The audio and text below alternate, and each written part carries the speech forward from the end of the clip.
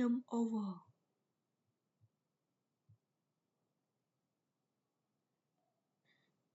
A cat jumps over. A dog jumps over. The hole jumps over. The fox jumps over. The deer jumps over. The goat jumps over.